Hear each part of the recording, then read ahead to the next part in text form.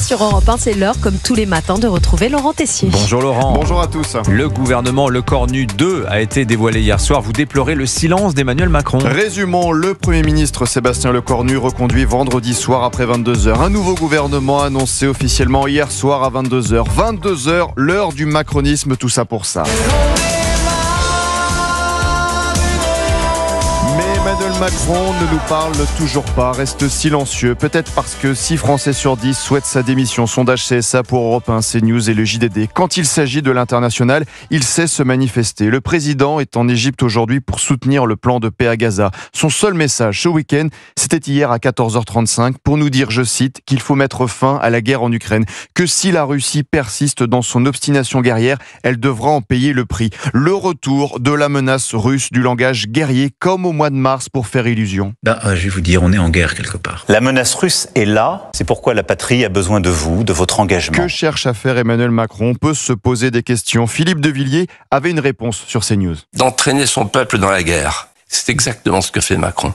Et personne ne s'en aperçoit. Il veut nous emmener à la guerre avec la Russie. Et la crainte provoque l'obéissance d'assentiment. Quand les gens ont peur. On peut annoncer hier soir à 22h un énième gouvernement. Nous n'arrivons plus à suivre cette télé-réalité. Mais pendant que nous assistons à ce spectacle pitoyable, pendant qu'Emmanuel Macron nous ignore, nous méprise, nous tombons chaque jour de plus en plus dans le chaos. Tout ce qui s'est passé en France ce week-end est le résumé d'un pays qui sombre. Explosion de la violence samedi à Paris après l'annulation d'un concert gratuit d'un groupe de rap à Châtelet-Les-Halles.